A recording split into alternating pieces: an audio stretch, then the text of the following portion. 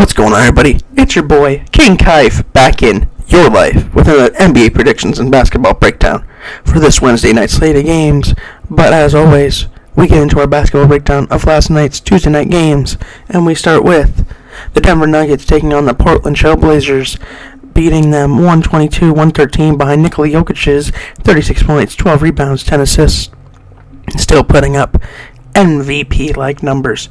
Great game from him. I called it. I told you the Nuggets would win yesterday, and they did. I also told you that this would happen.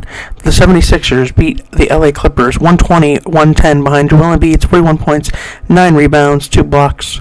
It was close at halftime. They were up by 3, the 76ers, but then it just became a blowout, and Joel Embiid and them boys took over. But, I just think the Clippers are still getting back into it. They got Paul George back last night. So, they're just trying to fully come back together as a team, and I think they'll be a force to be reckoned with when it comes to being in the actual playoffs.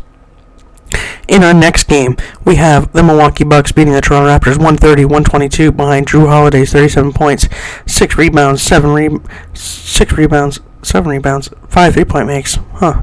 That is weird, NBA. You've got a glitch on your hands. I'll say and round up and say he had 7 rebounds then. Great win from Jrue Holiday and the Bucks. I told you that would happen too. I just thought that Giannis would be back by now, but he isn't. And Jrue Holiday is really shining in his new role, having to score more, and he is just a bucket and a great defensive leader for this team right now. Well, Giannis and Chris Middleton are away.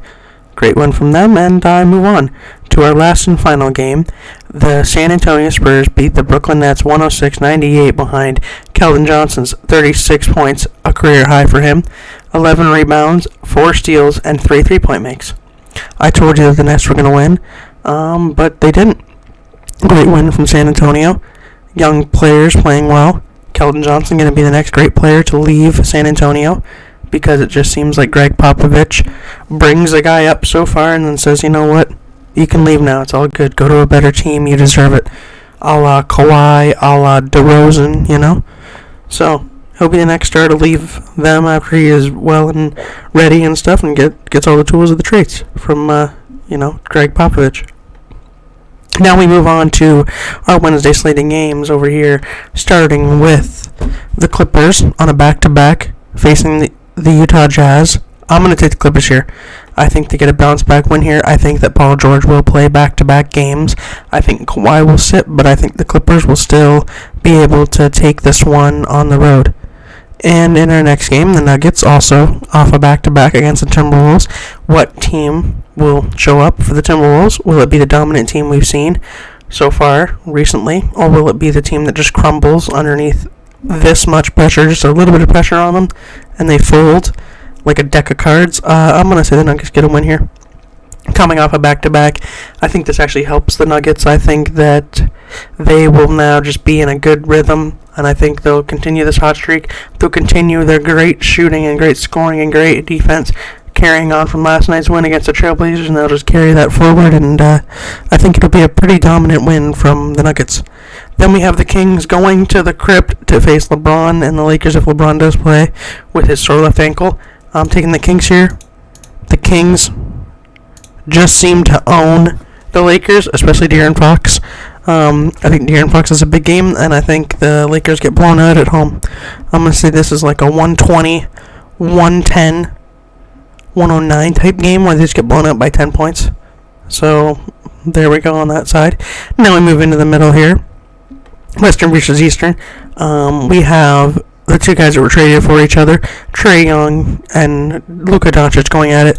I'm going to take the Mavericks here. I believe Luka does play tonight, and even if he doesn't, I think the Mavericks are still just the better team all around, especially better defense, and they just have bigger guards that'll be able to shoot over Trae Young, the human fire hydrant. I think that the Mavericks get it done here. In our next game, we have two young teams going at it. I was debating this last night. Who was I going to take? Rockets, Hornets. I'm going to say the Rockets here. I'm going to say that their stars are really starting to shine. And I'm going to say KPJ or Şengün have a big game. They need to play more through Şengün. He's one of the best centers, honestly, one of the best young centers. And he's only in, I believe, year 2, which is crazy. He'll be a great center for years to come. He could be like the next type of, like, Nikola Jokic type of player, honestly. just those foreign players just know how to get buckets, know how to help a team win. In our next game, and possibly game of the night, we have the Cavs taking on the Grizzlies. Put it simple, I'm going to take the Cavs here. I think Donovan Mitchell and Darius Garland will be too much for the Grizzlies.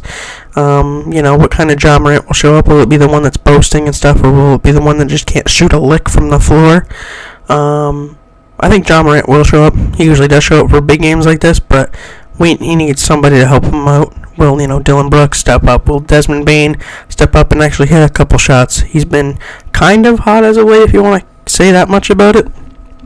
But I'm going to take the Cavs here in a close one. In our next game, we have the Miami Heat going to face the New Orleans Pelicans. The Heat, I'm just going to take them right here. Pelicans, it's like they need their stars back desperately.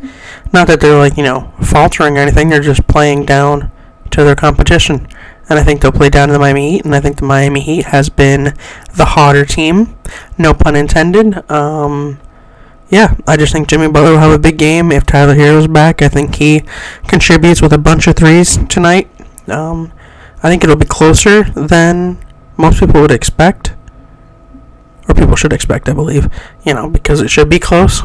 I'll say the Heat win 108-100. They'll win by 8 points, which is not that much in the NBA, and especially not in this league now where it's just a scorer's league. In our next game, another two young teams that I was debating on. I'm going to take the Thunder here. They're the hotter team. They've been winning like crazy. They're all just clicking on all cylinders. Will Tyrese Halliburton finally be back for the Indiana Pacers? I don't know. If he is, it does change the outcome. I think this will be a close game because both teams like to get up and down the floor. But I'm going to take the Thunder here to get the win. I'll say the score would be 110-108. It's going to be just that close of a, difference. In our last and our final game, Bradley Beal returning for the Wizards tonight against the New York Knicks. Will he help them win? He'll help them get closer to a win, but will they win? No, they will not win. I'm going to say that the Knicks get it done here behind Jalen Brunson and a fire on hot, absolutely playing out of his mind, Julius Randle. I'm going to say Julius Randle and Jalen Brunson put it on the Wizards early, and they get up out of there, and they're sitting by fourth quarter, and they're just chilling. But never doubt Bradley Beal and them boys, but for right now, I'm going to go with the hotter team, and that is the Knicks. Well, guys, that's all of the games here for our Wednesday night slate. Everybody let me know your predictions down in the comments down below. Like, comment, subscribe, all that good stuff. It's been your boy, King Kife. I'm out. Peace.